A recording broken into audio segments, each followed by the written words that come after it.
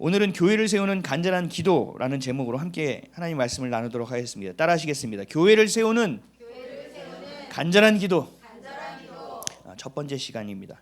그리고 에베소서는 27번째 시간입니다. 오늘 본문은 지난 주일에도 살펴봤던 본문인데 17절 한 절만 더 추가해서 봅니다. 사도 바울이 에베소 교회, 에베소 성도들을 위해서 정말 무릎을 꿇고 간절히 기도했던 내용이에요. 사도 바울이 간절히 기도했다라는 얘기는 정말 중요한 얘기겠죠.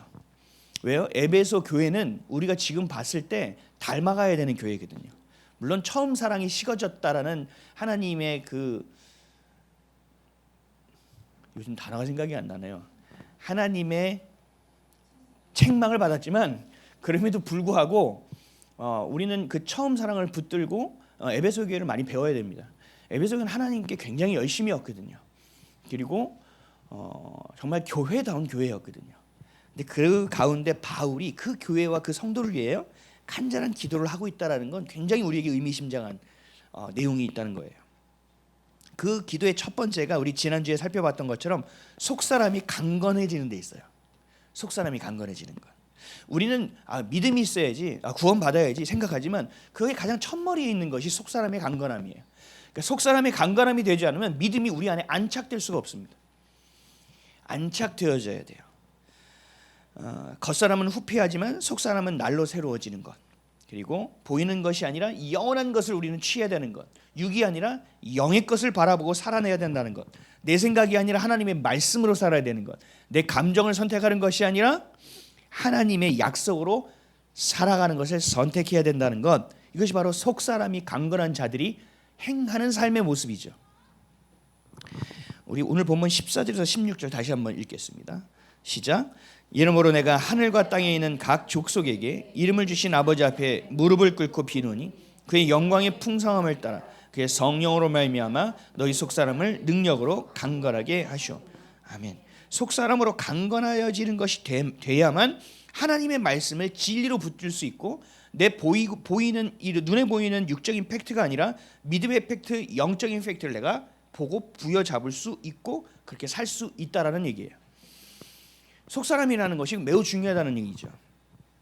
근데 그 속사람은 내 속사람이 이러네, 연약하네, 악하네, 게으르네. 그러면 이걸 내가 바꿔야지. 알람을 일찍 맞춰놓고 말씀을 매일 이렇게 읽고 어떻게 해봐야지. 이렇게 돼서 속사람이 달라지는 게 아니에요. 물론 그것이 잘못됐다는 것이 아니라 우선되어져야 될 것이 있어요. 뭐냐? 이건 우리의 능력으로 되지 않는 거예요. 속사람은 이미 우리의 속사람은 오염될 대로 오염되어 있고요, 회파될 대로 회파되어 있어요. 그래서 우리가 살아가는 것은 그 구원의 여정은 회복의 여정이거든요. 하나님의 형상대로 지어진 그 성품과 그 모습과 그 생각과 그 영적인 것들이 다 하나님으로 다시 회귀하는 거예요. 회복되어진 것이 구원의 여정이거든요. 그러니까 완전히 이걸 갈아엎어야 돼요. 근데 이것을 내가 할 수 있느냐? 불가능하다는 거죠. 그럼 이거 누가 할 수 있는 거예요? 성령께서 하실 수 있는 거예요. 그래서 성령의 능력으로 말미암아 우리 속사람이 강건해질 수 있다라고 바울이 그렇게 해달라고 기도하고 있는 거예요. 우리는 되고 싶지만 안 돼요. 그리고 속사람을 향하려고 하지만 결국은 돌아보니까 겉사람만을 살아가고 있어. 그때 우리 안에 생기는 것이 낙심이에요. 나는 해도 안 되네. 야, 진짜 징하다 너 스스로에게. 그리고 자책 안에서 살아가게 되죠. 이건 뭐예요? 결국은 내 의와 내 힘으로 하고 있다라는 증거로 보여지는 거예요. 성령님께 계속 도움을 구해야 된다는 거예요. 성령님, 나 이거 정말 마음에 안 들어요. 주님도 싫지 않으세요? 좀 도와주세요. 고쳐주세요. 회복시켜주세요. 나 주님 정말 닮고 싶어요. 딱 지나가다가 거울 봤는데 내 눈빛이 마음에 안 들어. 하나님, 주님의 눈빛은 뭐예요? 좀 가르쳐주세요. 이렇게 내가 주님께 요청드리고 구해야 된다는 얘기죠. 그러기 위해서 전제되어지는 것이 하나 있어요. 그게 뭐냐? 내 안에 내가 아닌 내 안에 계신 성령님께 내 삶의 주도권을 내어드려야 됩니다. 이게 전제 조건이에요. 그래야 속사람이 강건해질 수 있습니다. 어떤 사람이 내 단점에 대해서 얘기해요. 그러면 여러분들이 생각해 보세요. 내 단점에 대해서 누가 얘기를 했다. 그러면 얘기할 거예요. 그 단점이 뭔지가 중요한 게 아니에요. 어떤 사람이 나한테 그 단점을 말하는지가 중요해. 사람들은 평소에 나와 정말 좋고 정말 내 편인 사람이 얘기해주면 그래? 기분 좀 나빠도 들어. 근데 평소에 아우 진짜 저 사람 때문에 내가 교회를 옮길랑 말랑 내가 하는 그 사람이 와가지고 집사님 단점은 그거 알죠? 내가 기도하고 있어. 그리고 지나가. 그러면 마음이 어떨까요? 내 단점을 내가 들여다볼까요? 어떻게 될까요? 막 삐삐 막 이게 나올 거 아니에요, 그렇죠? 내 속 사람이 연약하다는 증거예요. 그게 첫 번째 사람은 듣기 싫어요. 그리고 그것을 나에게 아무리 영적인 선한 것을 얘기해도 내 감정이 건들리기 때문에 이게 싫어요. 그리고 이 사람이 됨됨이가 내가 평소에 별로 좋아하지 않았던 사람이거든요. 그러니까 이 사람이 얘기하면 와 말을 해도 꼭 저렇게 하더라. 이야 참 가나다라부터 하면 될 걸 꼭 뒤부터 찍어서 얘기하더라. 아니 꼭 왜 이 사람은 맨날 나를 주목하며 얘기하는 거야? 라는 것으로 바뀌어서 정말 하나님이 그 사람의 입술을 통해서 나에게 주는 그 의도는 전혀 분별이 안 돼요. 아무것도 생각되지 않아요. 그냥 이 사람은 어떻게 돼요? 내 주적이야. 나를 힘들게 하는 적이야. 내 믿음을 흔드는 나를 영적으로 너무 괴롭게 하는 사람이야 라고 그냥 끝나버려요. 마침표가 찍혀버린다는 거죠. 또 어떤 사람은 좋은 사람이 얘기하면 듣기는 들어요. 그래 고마워. 그래 자기니까 얘기해주지. 근데 집에 가는데 뭔가 마음이 답답해요. 기분이 조금 그래요. 아니 아무리 그래도 좀 이건 좀 그런 게 아니야. 그래도 나를 위해서 얘기해 준 거니까 좀 받아야겠지. 근데 기분이 별로 안 좋아. 그러다가 어느 날 이분이 나한테 실수를 한 거예요. 그러면 그때 이게 드러나는 거예요. 그렇지. 저 사람이 그렇게 그래 맞아 이건 아니었어. 그럴 줄 알았어. 그때 그 사람이 말했던 그 조언은 어떻게 될까요? 영적인 겉면은 사라져 버립니다. 그 사람을 싫어하는 도구로 사용됩니다. 그러니까 이 속 사람이 너무 약한 거예요. 이렇게 되면요 복음이 복음으로 들릴 수가 없어요. 아무리 설교 말씀을 들어도요 저 목사님은 왜 나를 포커스 둬서 얘기하지? 오늘 무슨 컨디션이 좀 아닌가? 오늘 내 컨디션 안 보이시나? 자기중심적으로 해서 그러니까 진리가 들어올 수도 없어요. 그것도 하나님을 예배하는 자리고 하나님의 말씀을 선포하고 그것을 듣는 그 순간조차도 하나님의 진리를 받아들일 수 없다는 얘기예요. 굉장히 심각한 거죠. 우리가 육적인 질병으로 말 땐 중증이에요. 늘 자신의 것이 우선되는 거죠. 자신의 생각에 하나님의 말씀을 갖다 붙이고 자신의 처지를 하나님의 말씀으로 해석해요. 완전히 뒤바뀐 거예요. 그것을 신앙생활이라고 생각하고 하며 살아갑니다. 여러분 이거 하면서 누구지 이렇게 떠올리면 안 돼요. 내가 그렇다는 얘기예요. 자신에게 적용하지 않으면 교회가 엉망진창이 됩니다. 시간이 갈수록 자신이 원하는 것만 구하고 내가 원하는 것을 들어주셔야만 되는 하나님으로 바뀝니다. 결국 하나님 위에 누가 있어요? 내가 있어 버립니다. 자신만 인지하지 못하지 다 알고 있습니다. 완전히 바보가 되는 거죠. 이게 뭐예요? 마귀의 계략에 완전히 휘말려 버린 거예요. 앞뒤 분간이 안 되는 상황이에요. 왜요? 속 사람이 약하기 때문에 그렇습니다. 이번 주에 그 친구 아들이 축구 선수예요. 이제 고등학교 3학년 됩니다. 근데 스카우터들이 오는 중요한 시합이 2월 14일인가 2월 중순에 있어요. 그러니까 얘한테는 굉장히 중요한 시합인 거죠. 근데 쇄골뼈가 부러진 거예요. 마음이 얼마나 힘들겠어요. 너무 괴로운 거예요. 그래서 그 아빠가 어떻게든 친구가 목사라니까 내가 우리 아들 기도 좀 해줘 그러고 끌고 온 거예요. 퇴원하는 날. 얘가 좋겠어요 싫겠어요? 집에 가서 눕고 싶고 지금 억울하고 정말 화가 나는데 목사한테 가면 들을 거 뻔하잖아요. 그래서 오기가 싫었던 거예요. 그래서 제가 오자마자 얘기했어요. 와줘서 고맙다. 여기 오기 되게 싫을 텐데. 그랬더니 웃더라고요. 너 다쳤을 때 수술 들어갈 때 수술 나올 때 무슨 마음이 있었니? 그랬더니 막 웃더라고요. 뭐라 그랬어? 그 친구한테 물어봤더니 개 억울하대. 억울한 거지. 하필이면 이때, 하필이면 이 순간에 나의 가장 중요한 순간, 나의 대학의 진로가 정해질 수도 있고 내 프로로서의 진로가 정해질 수도 있고 이 귀한 시간에 하필이면 이렇게 된 거냐. 그래서 제가 이렇게 얘기해 줬어요. 너 그게 낙심이라는 마음이다. 근데 너 이거 계속 가지고 있어. 이거 되게 두려움이 돼. 하나님은 실수하지 않으셔. 너가 큰 경기, 중요한 경기를 앞두고 있다는 걸 하나님이 알았을까 몰랐을까? 알았겠죠. 근데 하나님이 왜 하필이면 이때 이렇게 너를 다치게 하셨을까? 너는 왜 이때 다쳤을까? 하나님은 너를 사랑하셔서 너에게 좋은 것만 주시는데, 하나님은 절대로 실수하지 않으시는데 네가 좀 더 깊이 한번 기도해 보면 어떻겠냐? 네가 국가대표하고 뭐 수준이 있는 축구 선수가 되는 것도 중요해. 근데 더 중요한 게 뭔지 알아? 멘탈이야. 너 멘탈이 나가면 안 돼. 그래서 선수 몇 명을 얘기하면서 이 선수가 경기에 나갈 때, 이 중요한 시합할 때 다쳐서 몇 번의 월드컵을 나갈 수 있는데 못 나간 사람이야. 이 사람은 이렇게 되는데 이렇게 해서 안 된 사람이야. 이 사람들이 멘탈을 어떻게 잡았게? 공통점이 뭔지 알아? 예수를 믿는 사람들이란다. 멘탈은 우리가 잡을 수가 없어.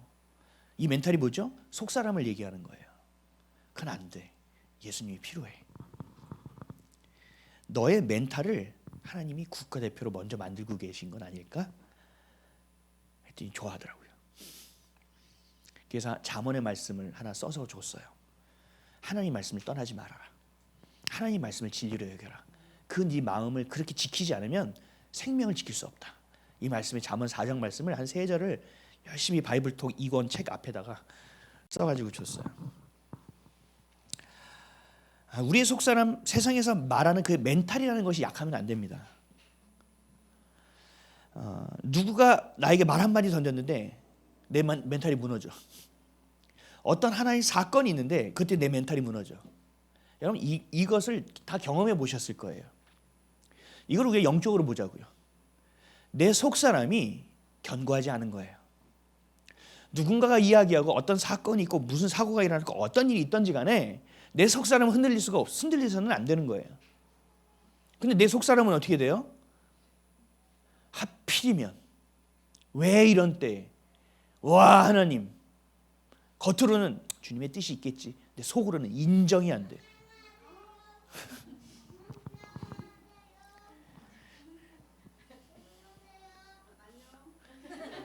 유리 멘탈, 흔히 말하는 유리 멘탈이에요. 뭐만 얘기하면 와장창 깨져버려요. 성도가 지나가다가 뭐 한마디 했어요. 목사님 뭐 한마디 했어요. 뭐 한마디 했어요. 와장창 깨져버려요. 여러분 이런 분은요, 죄송하지만 믿음이 절대로 안착할 수 없습니다. 믿음이 생기질 않아요. 믿음이 성장할 수가 없다니까요. 우리의 멘탈은, 우리의 속사람은 늘 예수의 것을 선택할 수 있어야만 됩니다. 아멘이십니까? 어떤 상황 가운데서도 어떤 사건에 관계없이 우리는 예수의 것을 늘 선택해야만 합니다. 그래야 내 안에 그리스도의 영, 성령께서 늘 살아 역사하셔서 우리를 이끌어 주시는 거예요. 우리를 보내신 뜻을 가르쳐 주시는 거예요. 이 가운데서 하나님의 뜻과 계획이 무엇인지를 우리에게 말씀해 주실 수 있고, 우리는 그것을 들을 수 있고 인지할 수 있고 그렇게 걸음을 내어 드릴 수 있다니까요. 근데 속사람이 온전하지 못하고 완전히 유리 같으니 조금만 나도 기스가 나버려가지고 그 기스 하나 보고 맨날 닦다가 인생이 끝나는 거예요. 우리 차를 처음 사면요, 어디 하나 기스 나면 이게 용납이 안 됩니다. 그죠? 너무 힘들어요. 근데 타다 보면 그게 중요한 일입니까? 그렇지 않아요. 믿음이 있든 믿음이 없든 우리는 늘 그 속사람이 강건해질 수 있는 방향으로 선택해야 돼요. 그래야 믿음이 생길 수 있다니까요. 낭떠러지에 떨어지다가 주여 살려주십시오 살려주십시오 하다가 딱 하나가 잡혔어요. 나무 뿌리가 절벽을 떨어지다가. 여러분 철봉 해보셨죠? 계속 하면 부들부들 떨립니다. 주님 살려주세요 살려주세요. 주님이 놓아라. 주님 살려달라고 하는 거잖아요. 제가 놓아라. 저 좀 살려달라고요. 놓아라. 달달달달달달 떨다가 마지막에 주여 하고 놨는데 툭 15cm. 절벽이 아니라 15cm였다고요. 우리가 이런 삶을 살고 있다니까요. 근데 이 붙잡는 게 나쁘다는 것이 아니에요. 오늘 말씀을 적용시켜 보자면 우리의 멘탈, 우리의 속사람이 부들부들 떨면서도 예수의 것을 붙들고 있어야 돼요. 부들부들 거리면서도. 나중에는요, 스포츠 사람들이 해설하는 거 들어보셨죠? 지금부턴 정신력의 문제입니다. 여러분 0.001초 차이가 실력의 차이라고 생각하세요? 아니라니까요. 여러분들의 속사람은 어떤가? 여러분들의 속사람은 강건한가? 그것이 강건해야 성령께서 여러분을 붙들고 일할 수 있어요.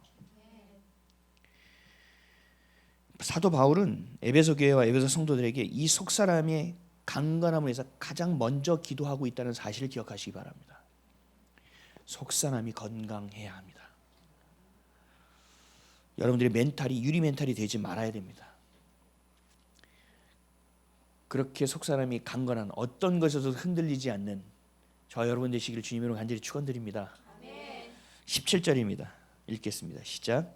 믿음으로 말미암아 그리스도께서 너희 마음에 계시게 하옵시옵고 너희가 사랑 가운데서 뿌리가 박히고 터가 굳어져서 아멘. 그리스도를 믿는 것과 그리스도가 우리 안에 거하시는 것은 다른 일입니다.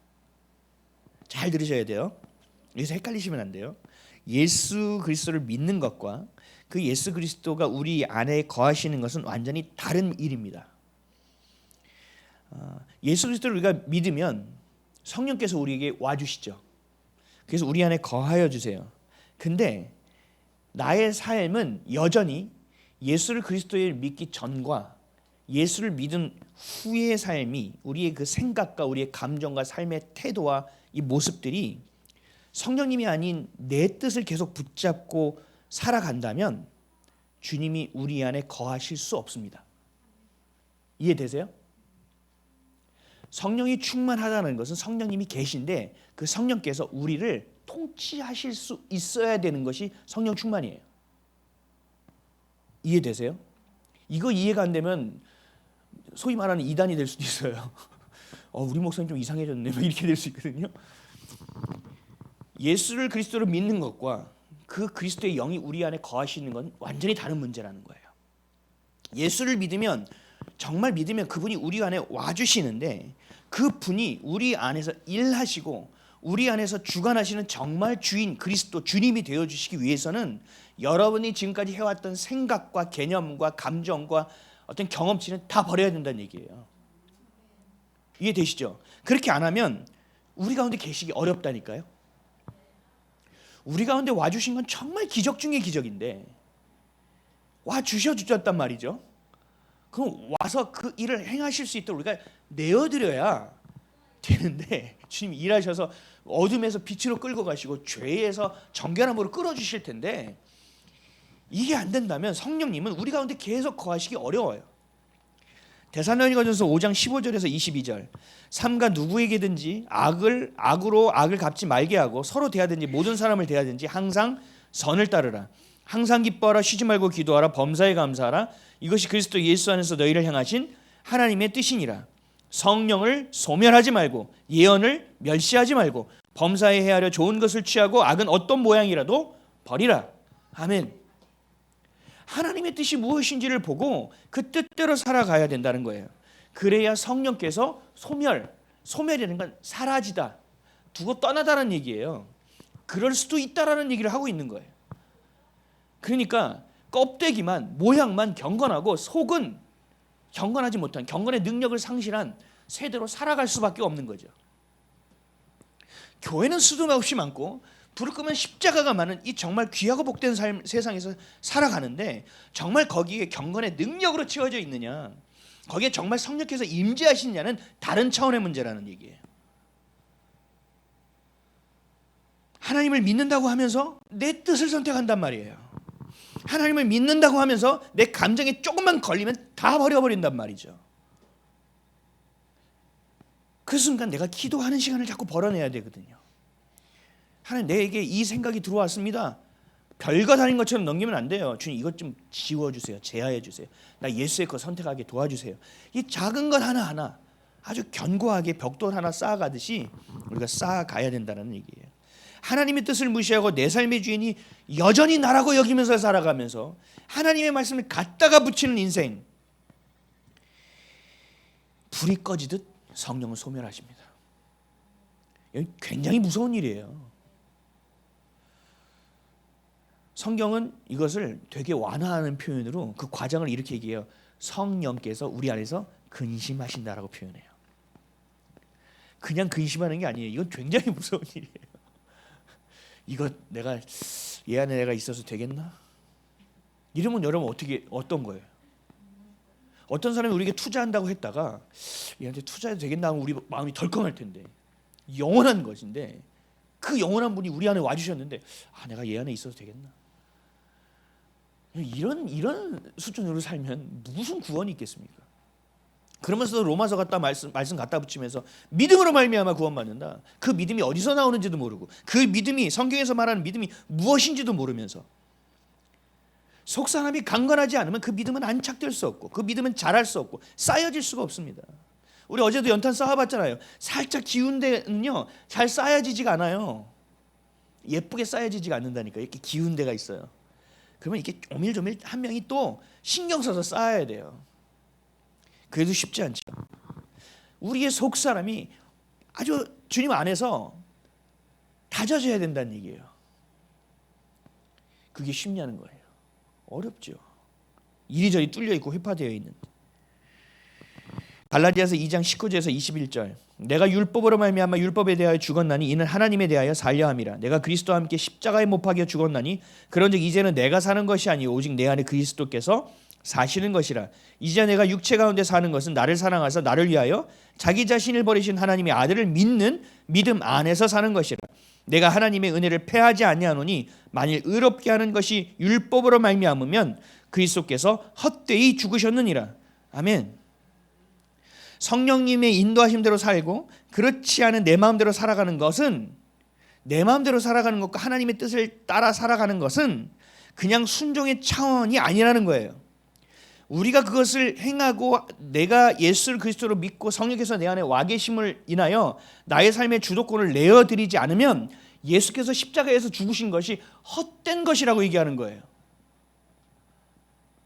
그냥 순종하고 불순종의 차원이 아니란 말이에요. 우리의 죄가 시작된 근원, 아담의 그 죄가 결국은 뭐에서 시작된지 아세요? 불순종이에요. 불신앙이었다고요. 여러분, 과거를 우리 지난주에 봤잖아요. 과거에 여러분 정말 지우고 싶은 과거, 어려웠던 과거, 내가 그때로 그것만 내가 그 선택을 안 했으면 하는 그 선택의 시간들이 있잖아요. 여러분, 그거 인정하지 않는 한 속사람은 강건해질 수 없어요. 왜요? 그 가운데서 하나님이 살아계셨고 그 가운데서 함께 하셨고 나에게 수많은 선택을 주셨음에도 불구하고 내가 온전한 선택을 못한 것에 대한 회개하고 주님을 인정하는 것이 필요한 거지. 그때 내가 그렇게 하지 말았어야 돼. 이건 뭐예요? 불신이란 얘기죠. 아멘이십니까? 성령님이 내 마음에 계셔야 되는데 그냥 계시는 게 아니에요. 중심에 계셔야 된다고요. 어디 저기 구석방에 좀 계셔요. 이렇게 지 맘대로 살면 성령이 계시다 이렇게 되는 게 아니란 말이에요. 성령께서 그걸 인정하실 것 같아요? 아니요. 뭘 보신다고요? 마음의 중심을 보시는 분이 그걸 모른다고요? 불가능한 일이죠. 우리는 아닌 척해도 그렇지 않다고요. 우리 마음의 중심에 거할 때 일어나는 일이 있어요. 뭔지 아세요? 내 안에 계신 성령이 자신을 스스로 우리에게 나타내십니다. 나타내셔요. 때로는 음성으로, 때로는 꿈으로, 때로는 환상으로, 때로는 말씀으로, 때로는 환경으로 끊임없이 우리에게 나타내 주십니다. 드러내 주십니다. 그래서 이 사도 바울은 얘기하는 거예요. 이 속사람이 강건해지고 정말 그 성령 안에서 우리 안에 그 성령께서 우리 그 능력으로 우리를 강건케 하시는 것이 그것이 우리에게 믿음이 되는 것이 얼마나 우리 믿는 자들에게 큰 축복임을 알고 있기 때문에 이 기도를 가장 중요하게 하고 있다는 얘기예요. 에베소 교회와 성도들을 위하여 구하고 있다는 거죠. 왜요? 성령이 우리 안에서 나타내시니까. 성령이 인도하신 대로 우리가 따라가는 것만이 아니라 그것을 보이고 이끌어 주시는 것이 내가 경험되어질 수 있으니까. 신앙이 어떻게 되겠습니까? 굳건해지는 거죠. 내 안에 살아계시고 역사하시는 성령 하나님과 함께하는 인생이 될 수 있기 때문에 이것이 가장 큰 축복이기 때문에 구하고 있다는 겁니다. 요한복음 14장 20절에서 21절. 그날에는 내가 아버지 안에 너희가 내 안에 내가 너희 안에 있는 것을 너희가 알리라. 나의 계명을 지키는 자라야 나를 사랑하는 자니 나를 사랑하는 자는 내 아버지께 사랑을 받을 것이요 나도 그를 사랑하여 그에게 나를 나타내리라. 아멘. 주님께서는 나타내어 주신다고 우리에게 약속해 주신 거예요. 그래야만 우리의 삶이 실제적으로 내 안에 계신 성령님과 인격적 교제를 나눌 수 있게 되는 거예요. 주님만을 의지하고 그가 하신 일을 믿고 또 하실 일을 믿고 그 믿음 안에서 더 굳건해지고 견실해질 수 있습니다. 믿음이 있는 자는 더 믿음이 있는 자가 되고 믿음이 없는 자는 더 믿음이 없는 자가 되어지는 거예요. 영적으로 그리스도를 안다는 것은 여기 있어요. 내 안에 계신 성령님을 내가 인지하고 그분을 마음의 중심으로 모셔드리고 어떤 상황 가운데서도 나의 속사람이 흔들리지 않고 믿음의 것, 예수의 것을 선택하는 자, 이것이 바로 영적으로 그리스도를 아는 자가 할 수 있는 일입니다. 영적으로 그리스도를 아는 일은 그 선택을 할 수밖에 없습니다. 그것을 모르기 때문에 그 선택을 못하는 겁니다. 그래서 내 안에 계신 성령님과 우리는 늘 인격적으로 교제를 나눌 수 있어야 됩니다. 제가 예전에 바이블떡 처음으로 지금 한 4기 정도 됐는데 제가 몇 번 실패했거든요. 처음에 제가 이것을 가르치려는데 참 어려워서 얘기했어요. 거울을 보고 연습을 좀 해봐라. 주님께 대화하는 걸. 그 다음 주 오셔서 못하겠다는 걸. 남사시러워서 못하겠고 어색해서 못하겠고 무슨 쇼하는 것도 아니고 막 이렇게 얘기하시더라고요. 인격적으로 교제 나누는 걸 모르시는구나. 이걸 어떻게 해야 되지? 그래서 이것저것 하다가 지금의 바이블톡이 된 거예요, 여러분. 그 바이블톡이 그냥 뭐 가십을 나누는 것처럼 여기지만 그렇지 않아요. 하나하나를 조립하여 하나님께 인도하고 있는 거거든요. 그 교제를 나눌 수 있도록 도와드리는 거예요. 그 내 안에 계신 성령과 인격적인 교제를 나눌 수 있어야 합니다. 그리고 그 경험치가 생겨야 됩니다. 그 경험치가 쌓여져야 됩니다. 나는 또 이런 분들 계실 거예요. 나는 예수를 그리스도를 믿고 성령님 내 안에 계시는 거 믿는데 인정하는데 난 하나님을 경험하지 못하는 삶을 살고 있습니다. 그런 분들에게 이렇게 얘기해 줘야 돼요. 그런 분들이 계시다면 이렇게 여러분들은 믿음으로 딱 붙들어야 돼요. 경험이 있든 없든 관계없이 주님은 살아계시기 때문에 그분만 의지하십시오. 이건 뭐예요? 속사람이 더 강건해져야 된다는 거예요. 그 안에 믿음이 더욱더 안착되어야 된다는 얘기죠. 요한계시록 3장 19절 20절 물은 내가 사랑하는 자를 책망하여 징계하노니 그러므로 네가 열심을 내라 회개하라 볼지어다 내가 문 밖에 서서 두드리노니 누구든지 내 음성을 듣고 문을 열면 내가 그에게로 들어가 그와 더불어 먹고 그는 나와 더불어 먹으리라. 이게 교제잖아요. 이 교제가 되지 않는 자, 그 경험치가 없는 자들에게 지금 이렇게 말씀하는 거예요. 내가 너를 책망한다. 너 열심을 더 내. 회개해. 이건 뭐예요? 너의 속사람이 아직도 네가 주도하고 있잖아. 아직도 네가 결정하고 있잖아. 아직도 네가 좌우지우지하고 있잖아. 내가 네 안에 있다는 걸 넌 알고 있니? 알고 있다면 나에게 맡겨야 될 거 아니니? 나에게 주도권을 줘야 될 거 아니니? 그건 뭐예요? 내가 문 밖에 서서 두드리고 기다리고 있는데 그럼 네가 문을 열어서 나를 초청해야 될 거 아니니? 내가 계속 기다리고 있단다. 네가 문을 열어야 되는 거야. 그래야 내가 들어가서 넌 나와 더불어 먹고 나는 너와 더불어 먹고 마실 수 있는 거야 라고 말씀하고 있다는 거죠. 하나님은 오늘도 살아 역사하시는 하나님이기 때문에 이것이 가능한 거예요. 뭐 108번 전하고 막 3000번 전하면서 내 것을 없애고 이런 게 아니라 우리 안에 중심을 주님께 내어드릴 때 주님께서 우리에게 나타내 주신다는 거예요. 어떤 상황 가운데서라도. 그래서 열심을 내라는 거예요. 여기에 열심을 내라는 거예요. 사는 걸 열심히 살라는 게 아니라 어떻게 하면 내가 주님께 갈 수 있을까? 어떻게 하면 내 주도권을 주님께 드릴 수 있을까? 어떻게 하면 내 안에 계신 성령이 내 안에 중심을 붙들고 나를 살게 할 수 있을까? 내가 죽고 내 안에 그분이 살 수 있을까를 끊임없이 고민하는 이게 열심을 내라는 거예요. 그 열심을 내면 그 다음 어떤 행함이 됩니까? 회개가 된다는 거죠. 그럼 그 문을 열 수 있게 되는 거예요.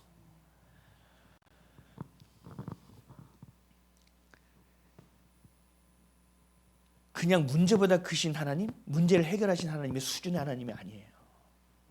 그냥 온 우주를 창조하시고 말씀 하나로 이 꽃들을 창조하신 그 하나님이 여러분들의 아버지라는 사실이 마음으로 믿어진다니까. 그래서 때로는 너무 맹목적으로 막 하는 것 같이 보여지고 되게 무식해 보일 때도 있어요. 왜요? 이론적으로 가지 않으니까. 하나님 가라면 가고 오라면 가고 오고. 그 친구가 지난주에 왔던 친구가 투자하는 친구입니다. 투자자예요. 어디 투자하고 수익을 거두는 친구예요. 그 친구가 우리 교회에 대한 계획을 물어보더라고요. 야, 교회가 성장해야 될 거 아니냐? 그래서 나눔 프로젝트 막 사진도 찍고 내가 기도해 줄게. 그래서 제가 그랬어요. 야, 나는 계획이 없다. 나는 계획이 없어. 뒤에 좀 놀래더라고요. 나는 계획이 없는데 주님이 하라면 할 거고 가라면 갈 거야. 그게 제 계획이에요. 오늘 주님이 이건 아니야 돌이켜. 그럼 난 돌이킬 거고, 내가 신나게 하는 거 너 이거 진짜 잘못했던 거야. 그럼 난 멈출 거야. 이게 내 계획이야. 그랬더니 이러고 보더라고요. 여러분, 그럴 때 하나님의 능력을 경험하는 거예요. 내 안에 내가 죽어야 된다니까요. 근데 그러면 세상 사람들이 나를 어떻게 볼까요? 아, 쟤는 뭐가 좀 부족해, 좀 모질란 것 같고, 아, 꼭 이렇게 반응하더라. 그래, 넌 손해 보든지 말든지 나는 할 말 다 해줬다 이러고 가든지 별 얘기를 다 한단 말이죠. 근데 우리는 뭘 경험하는 거예요? 그걸 경험하는 게 아니죠. 내 안에 계신 주님께서 뭘 원하시는지를 경험하는 거예요. 그러면 사람들은 이렇게 될 수 있죠. 그 속 사람이 강건해진 사람은 빌립보서 4장 12절에서 13절, 나는 비천에 처할 줄도 알고 풍부에 처할 줄도 알아. 모든 일 곧 배부름과 배고픔과 풍부와 궁핍도 처할 줄 아는 일체의 비결을 배우노라. 내게 능력 주시는 자 안에서 내가 모든 것을 할 수 있느니라. 아멘. 아멘이십니까? 제가 며칠 전에 큐티하면서 그 연탄 가기 전에 연탄 봉사에 대한 걸 이렇게 큐티하면서 제 삶을 돌아봤더니 제가 추위에 되게 약한 사람입니다. 추위가 진절머리다라고 싫은 사람이에요. 너무 추위를 많이 경험해봐서. 그래서 추워하는 사람의 마음을 내더라고요. 추워하면 막 제가 막 추워지는 거예요. 그러니까 이게 제 안에서 막 반응이 일어나요. 내가 그것을 깊이 경험한 만큼 그때 주님께서 어떻게 나를 따스하게 하셨는지, 그걸 가지고 그분에게 어떻게든 따스하게 하려고 하는 행동을 내가 하더라는 거죠. 비천할 때는 그 비천의 처, 풍부할 때는 그 풍부할 때. 돈이 없으면 없는 대로, 있으면 있는 세상처럼 사는 것이 아니라 하나님이 정확하게 인정하는 거죠. 하나님 이것밖에 안 주셨어? 그래, 하나님이 내가 어디 들어가는지 아심에도 불구하고 이걸 줬다는 건 기도하라는 건가 보다. 하나님이 교만하지 말라는 건가 보다. 하나님이 이번 달은 좀 더 기도하라는 건가 보다 하고 그 비천에 처할 줄도 아는 거예요. 풍부했어. 하나님이 어머, 야, 이번 달은 2배의 수익을 주셔서 이야, 차 바꾸려고 그랬는데 잘 됐다. 이게 아니라 2배를 주셨으면 똑같이 반응할 수 있어야 되는 거예요. 하나님이 왜 2배를 주셨지? 하나님이 어떻게 하기를 원하시는 거지? 하나님이 이 가운데 이것을 다져서 뭘 하기를 원하시는 거지? 하고 내가 주님의 것을 볼 수 있는 속사람이 강건하여 진짜, 그래야 이 안에서 하나님의 것들이 채워져서 믿음이 비로소 생기는 거예요. 그럴 때 내게 능력 주시는 자 안에서 내가 모든 것을 할 수 있다고 고백할 수 있는 거예요. 야, 네가 나 월급 얼마인지 관계없어. 그 월급 너 주고 하는 거 그거 하나님이거든. 이게 되는 거예요. 면접 가서 막 떨 필요도 없어요. 면접관 앞에서 네, 기회만 주시면 잘할 수 있습니다. 그런 말 할 필요도 없어요. 그 사람을 뽑아서 그 일 시키는 건 누구예요?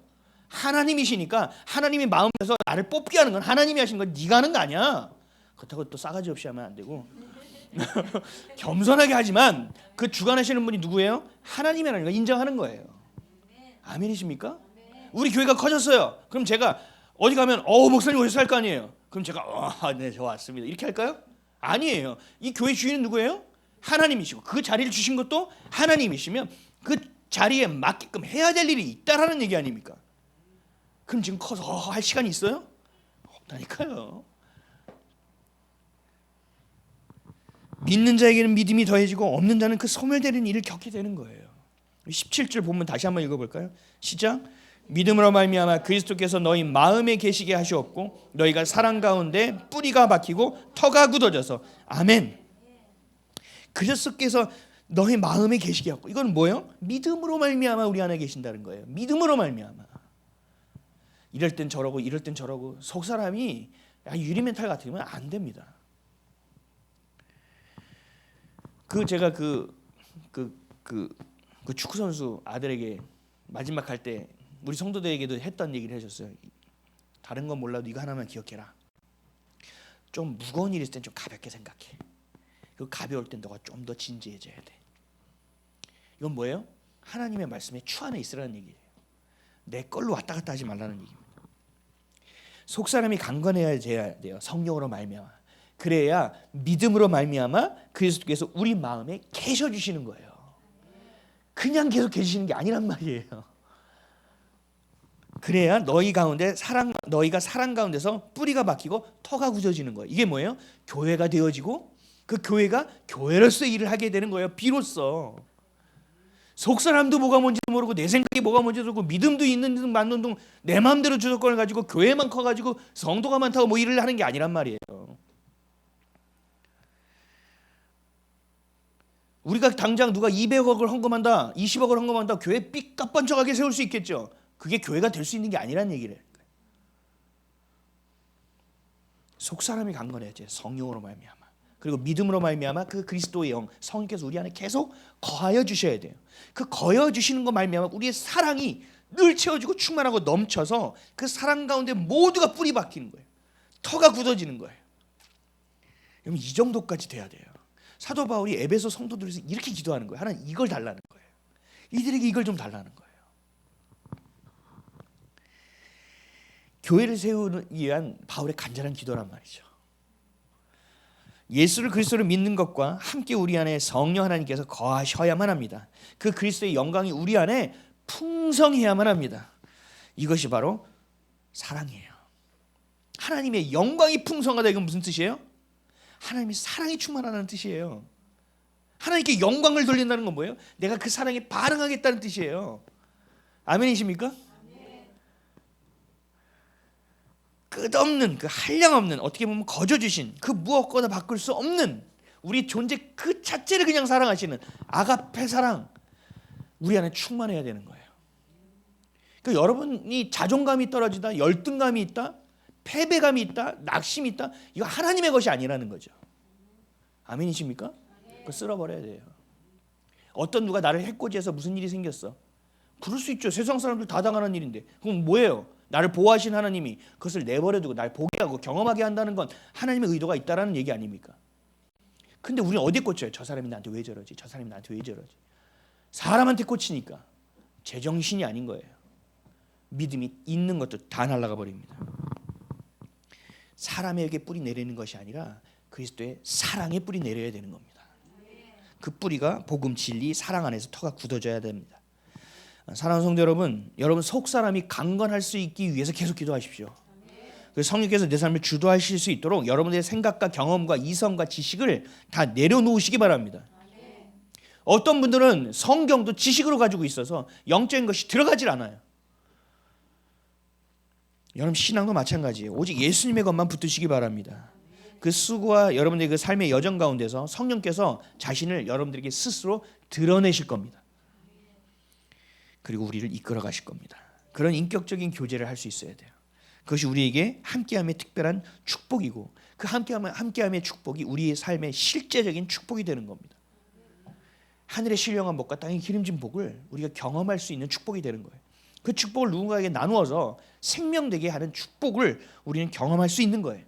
어디서 와서 왜 살며 어디로 가는지에 대한 삶의 가장 중요한 명제를 아주 선명하게 깨달아서 온전한 삶을 살아갈 수 있는 거예요. 오늘 어디 가지? 하고 두리번거리는 인생이 아니라 오늘은 저기까지 간다. 아주 명확한 인생을 살 수 있는 거죠. 그것이 바로 부르심의 힘에 이끌려 살아가는 거예요. 부르심. 여러분들의 삶을 이끌어가는 역동이 있어야 되거든요. 힘이. 내가 끌려가지 않으면 안 돼요.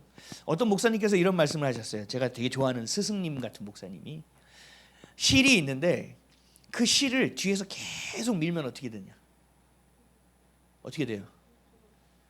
밀면 끊어져요? 이렇게